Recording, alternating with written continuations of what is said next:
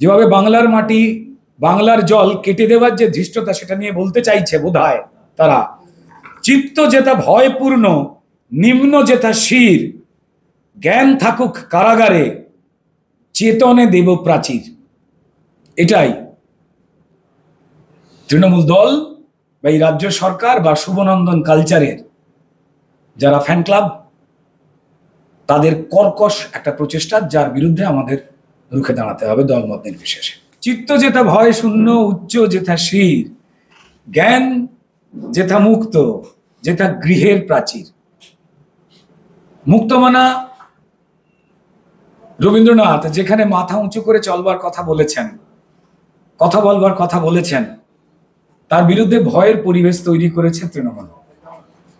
শুভনন্দন culture থেকে রবীন্দ্রনাথের গীতাঞ্জলির সঙ্গে প্রতিযোগিতা করতে যেমন কথাঞ্জলিকে নিয়ে আসা হয়েছে, ঠিক তেমনই আমরা শুনেওছি যে হেমর তীর্থ পুণ্য চিত্তে বলে রবীন্দ্রনাথকে নিয়ে জাগলিং খেলবার চেষ্টা করেছেন, এবং অত্যন্ত সচেতন ভাবেই আমাদের সম্মানীয় মুখ্যমন্ত্রী, যিনি এর আগে সরস্বতী মন্ত্রকে নিয়েও অসম্মানিত করেছেন।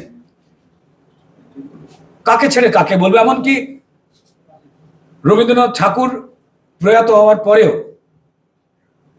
1947 সালে গান্ধীজির সঙ্গে তাদের শরবত আদান প্রদানের ঘটনা ঘটিয়েছেন, অর্থাৎ জীবনই পাল্টে দিয়েছেন।